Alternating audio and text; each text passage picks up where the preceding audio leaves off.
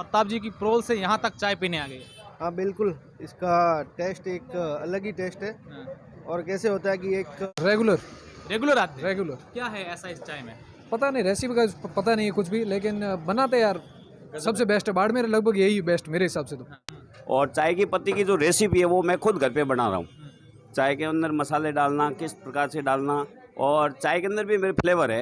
एक रेगुलर है, केसर है, चॉकलेट है। गला कितना हो जाता है गला लगभग 20 से 25 हज़ार हो जाता है रोजाना चाय की दुकान से? जी। देखिए बाड़मेर शहर के रेलवे स्टेशन से महज कुछ ही मीटर की दूरी पर एक चाय की दुकान है जिसका नाम है चाय सुट्टा मार।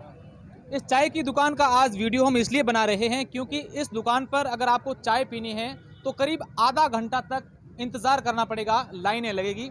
अब मैं आपको मेरे कैमरामैन से कहना चाहूँगा कि आप वो दिखाएं कि देखिए ये भाई साहब कहाँ से यहाँ आकर चाय पीते हैं या इस चाय की चुस्की लेते हैं। इन भाई साहब से बात करते हैं। भाई साहब क्या नाम है आपका? मेरा नाम दीपक है। दीपक जी कहाँ रहते हो शहर में?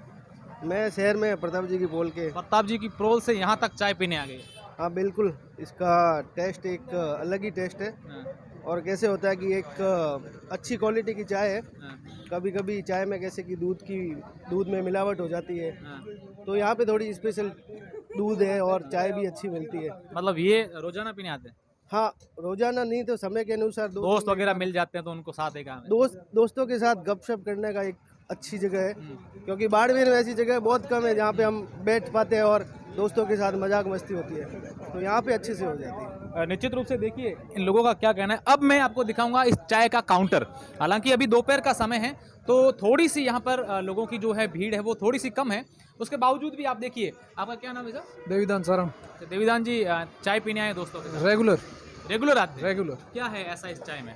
पता नहीं रेसिपी का पता नहीं है कुछ भी, लेकिन बनाते यार सबसे बेस्ट है बाड़मेर, लगभग यही बेस्ट मेरे हिसाब से तो। तो आप रेगुलर भीड़ लगी रहती है? हाँ बहुत ज़्यादा, आज तो बिल्कुल कम है, नाम मात्र की नहीं आज तो भीड़ तो, लेकिन रेगुलर भीड़ बहुत ज़्यादा लंबे लाइन में लग। हाँ वो तो है।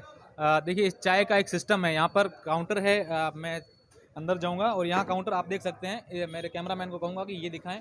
ये यहाँ से पहले टोकन लेना पड़ता है आपको और उसके बाद से चाय आपको टोकन के सहित मिलेंगे। अब मैं दिखाऊंगा कि किस प्रकार से चाय बन रही है। देखिए आप, ये भाई साहब चाय बनाने वाले हैं और चाय गर्मा गर्म बन रही है। देखिए ये चाय बन रही है जो बाड़मेर की फेमस चाय सुट्टा मार, ये इसका नाम है। और अब मैं आपको एक चीज़ और दिखा दूं कि इस जो चाय की दुकान है इसके पास में इनके बैठने के लिए, जो चाय पीने वाले लोग आते हैं उनके बैठने के लिए 4-5 दुकानें इन्होंने ले रखी हैं और वहाँ पर ग्राहक बैठ के चाय पीते हैं। अब चाय जो इस होटल के ऑनर हैं वो है हमारे साथ जोशी जी। जोशी जी, लंबी भीड़ और कम समय में आपने चाय की दुकान खोलने के बाद इतनी भीड़, और क्या बनाते हैं ऐसा चाय में, क्या है? 24 जुलाई को मैंने इसकी ओपनिंग की थी। उसके बाद में बाड़मेर की पब्लिक ने मेरे को अथाह प्यार मोहब्बत दे करके, और चाय का जो मैं टेस्ट दे रहा हूँ ना उसके अंदर मैं बिल्कुल प्योर रूप से अमूल गोल्ड का दूध उपयोग में ले रहा हूँ। और चाय की पत्ती की जो रेसिपी है वो मैं खुद घर पे बना रहा हूँ। चाय के अंदर मसाले डालना, किस प्रकार से डालना, और चाय के अंदर भी मेरे फ्लेवर है। एक रेगुलर है, केसर है, चॉकलेट है, पान है और गुलाब है। तो केसर चाय का रुझान अच्छा है, बाड़मेर की पब्लिक मेरे को अच्छा सपोर्ट कर रही है। और लगभग 4 महीने हो गए मेरे को 1.5 से 2 क्विंटल मेरा दूध उठ रहा है। क्विंटल से समझ नहीं आएगा जोशी जी, कितने रुपए कमा लेते हैं? पैसों की तो अभी कैलकुलेशन, थोड़ा कर्जा भी है मेरे ऊपर, तो वो उतारने में करने में अच्छा। गला कितना हो जाता है? गला लगभग 20 से 25 हज़ार हो जाता है रोजाना चाय की दुकान से। देखिए कितनी बड़ी बात कही है। एक बड़े बड़े रेस्टोरेंट, बड़ी दुकानें और बड़े मॉल में भी इतना गला शायद ही होता होगा जो एक चाय की दुकान पर 25,000 रुपये रोजाना इनका गला हो जाता है। देखिए 5-7 इनके स्टाफ है। और ये जोशी जी एक चीज़ जानना चाहेंगे, हालांकि मुझे पता है आप नहीं बताओगे, चाय बनाते कैसे हो, रेसिपी कुछ दूसरे लोगों को बताओगे? चाय के 3-4 प्रकार की मेरे अलग अलग चाय आती है, उसको मैं मिक्स करता हूँ। कुछ हार्ड होती है, कुछ 800 रुपये केजी वाली है और कुछ 150 रुपये केजी वाली, यूँ ऑल ओवर करके। और जो चाय के अंदर जो मसाला है, गरम मसाला मैं नाप से डालता हूँ, जैसे लौंग है, इलायची है, और केसर चाय के अंदर बिल्कुल जो ओरिजिनल केसर है उसका ही मैं उपयोग कर रहा हूँ।